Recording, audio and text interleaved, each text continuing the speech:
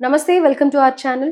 So Congress party వచ్చి తెలంగాణలో 365 days complete చేసుకుంటోంది. సో రేవంత్ రెడ్డి పరిపాలన ఎలా ఉంది? 6 హామీలు ఇచ్చారు. సో ఏదన్నా ఒక కొత్త చేంజ్ వచ్చింది అంటే ఒక సీఎం వచ్చారు అంటే ఆర్థికంగా ఎలా ఉంది? సామాజికంగా పరిస్థితులు ఎలా అన్నా మెరుగుపడ్డాయా? అలాగే రాజకీయంగా ఏమన్నా మార్పులొచ్చాయా అనేవి గమనిస్తూ ఉంటారు ప్రజలు. సో ఈ విధంగా అసలు పరిపాలన ఎలా ఉంది? ఏంటి అనేది కనుక్కుందాం. ప్రస్తుతం మనతో పాటు మన స్టూడియోలో సీనియర్ జర్నలిస్ట్ డివి శ్రీనివాస్ గారు ఉన్నారు. నమస్తే సార్. నమస్తే.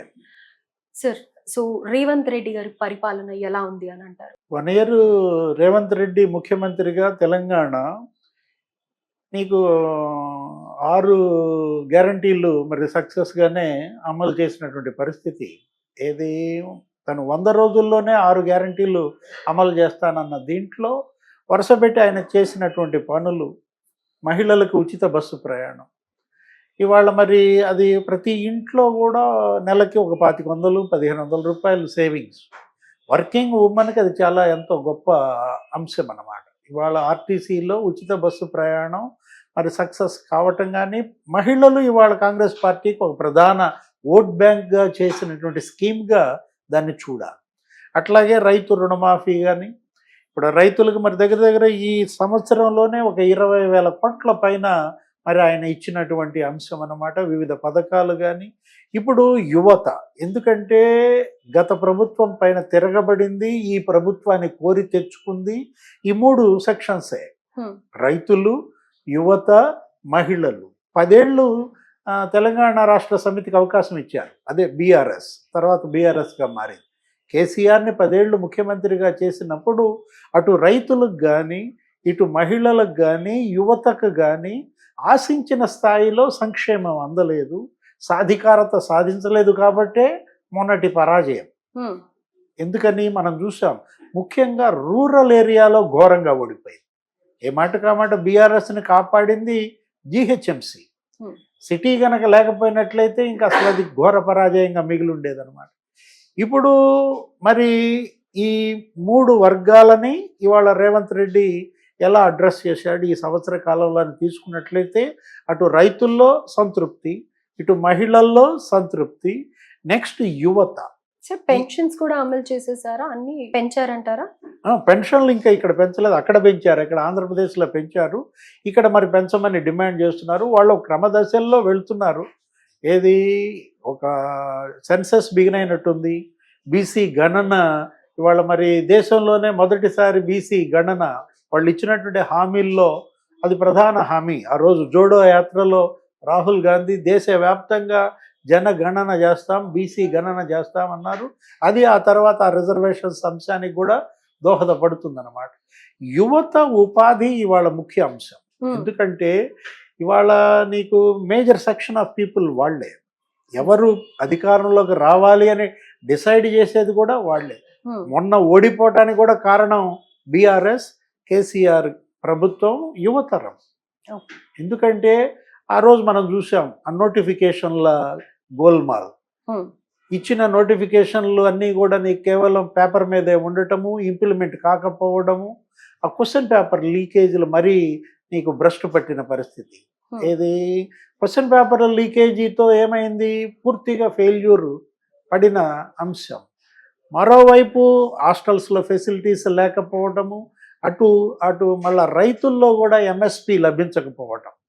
అప్పట్లో కేసీఆర్ సీఎంగా మరి కుప్పల మీదే రైతులు గుండెపోటు వచ్చి చనిపోయారని, కొనుగోళ్లు జరగట్లేదని, ఎంఎస్పి లభించటం లేదని, అన్ని వర్గాల అసంతృప్తి ఆ రోజు కేసీఆర్ ఓటమికి ప్రధాన కారణమైనప్పుడు, ఇప్పుడు రేవంత్ రెడ్డి మరి యువతకి ఈ సంవత్సర కాలంలో మనం చూసినట్లయితే అటు నోటిఫికేషన్ల పరంగా కానీ, ఇప్పుడు క్వశ్చన్ పేపర్స్ ఏమాత్రం లీక్ కాకుండా పరీక్షలు నిర్వహించడంలో కానీ అతను సక్సెస్ అయ్యాడు.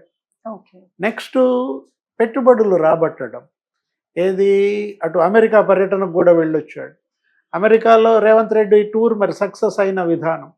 ఏది 33,000 కోట్లు అక్కడి నుంచి ఇన్వెస్ట్మెంట్స్ అతను తీసుకొచ్చానని చెప్పి మొన్న ఆ రోజు ప్రెస్ మీట్లో కూడా చెప్పాడు.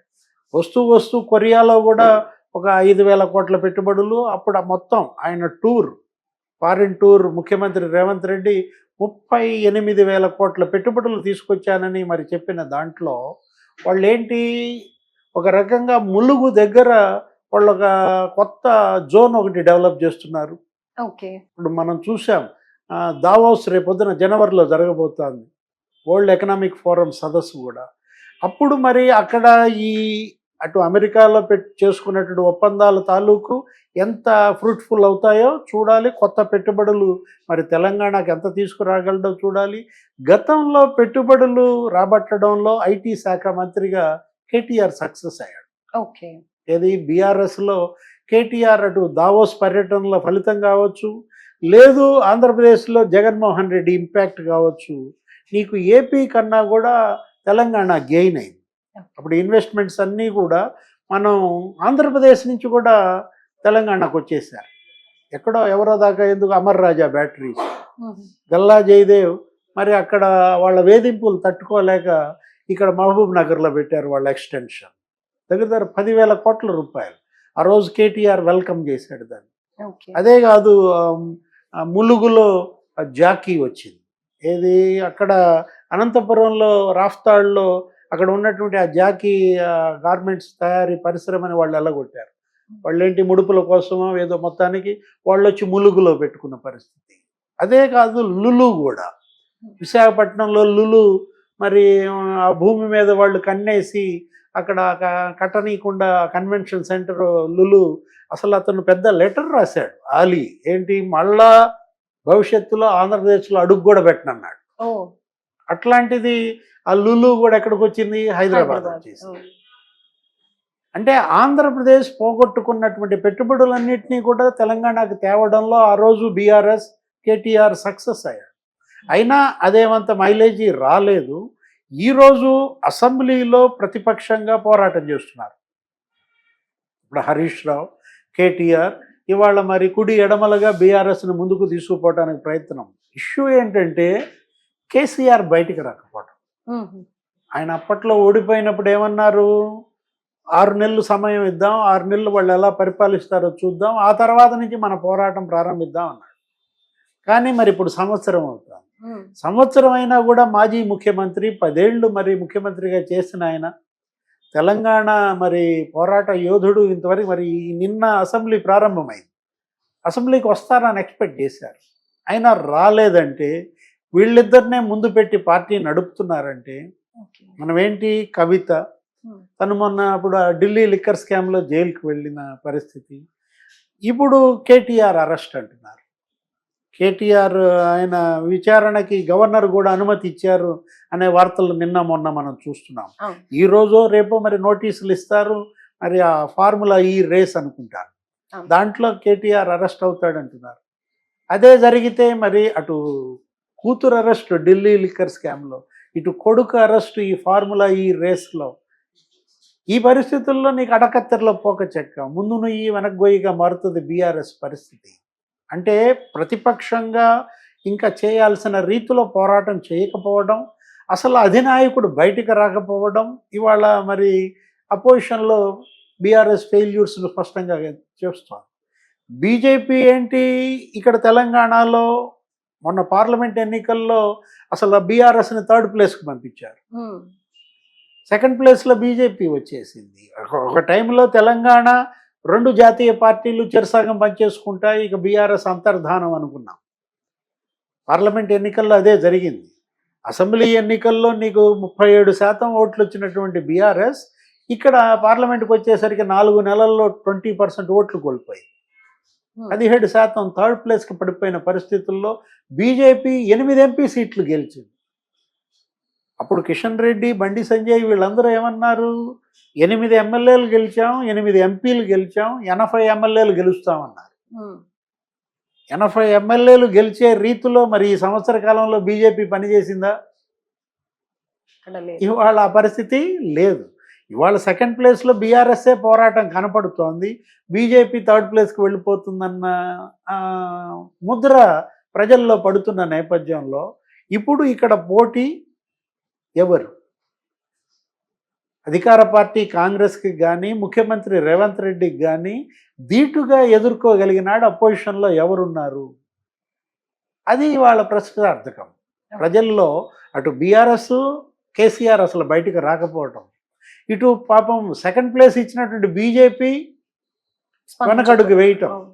ఇది కలిసి వచ్చిన అంశం అయితే ఎవరికి? సార్, రేవంత్ ఇప్పుడు రెడ్డికి. మీరు చెప్పిన దాంట్లో చాలా మటుకు పాజిటివ్స్ ఉన్నాయి, కానీ ప్రజల నుంచే అసలు ఈ ప్రభుత్వం బాలేదు, సీఎం బాలేడు అని చెప్పి చాలా నెగటివిటీ ఉంది.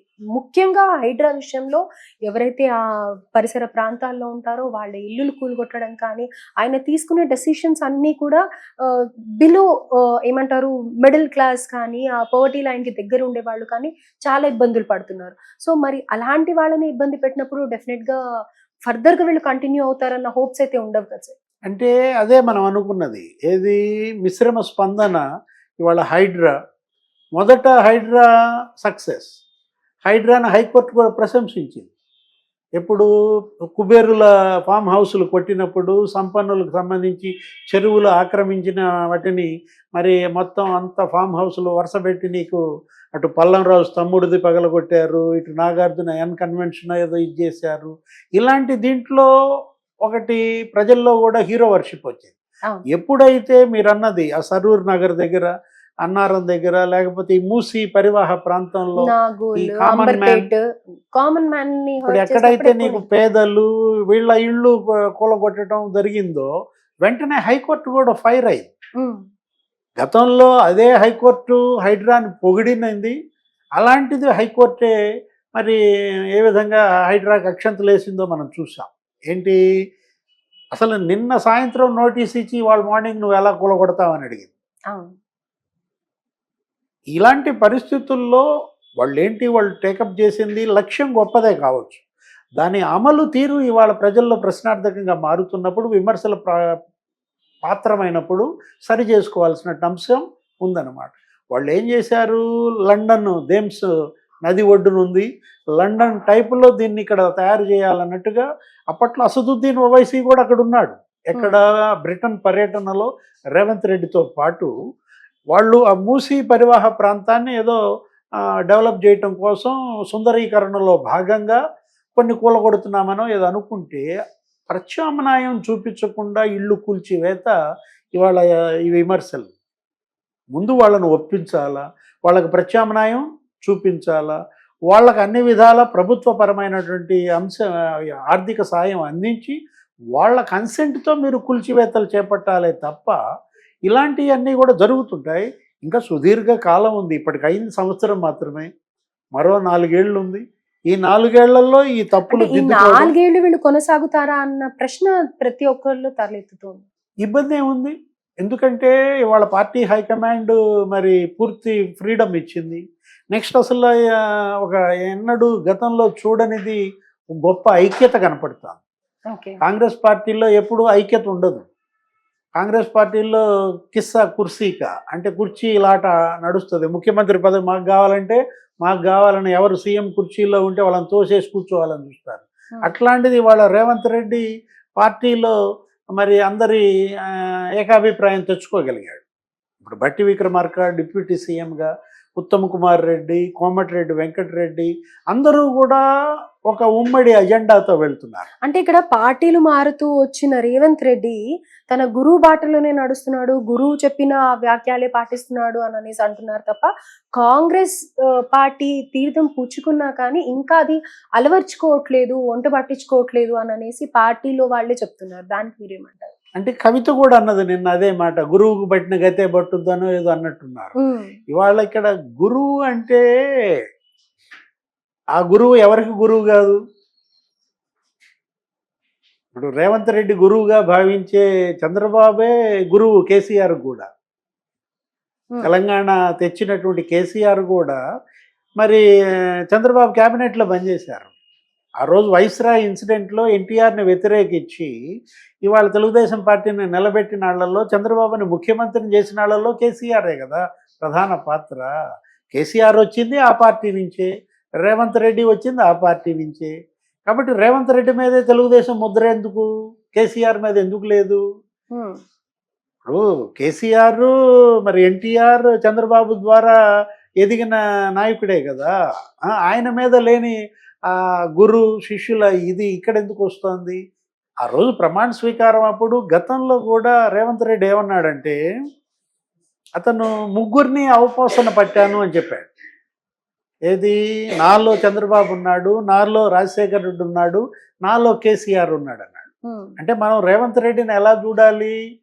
ఒక్క చంద్రబాబుగా చూడకూడదు. రేవంత్ రెడ్డిలో ముగ్గురు ఉన్నారు. ఓకే.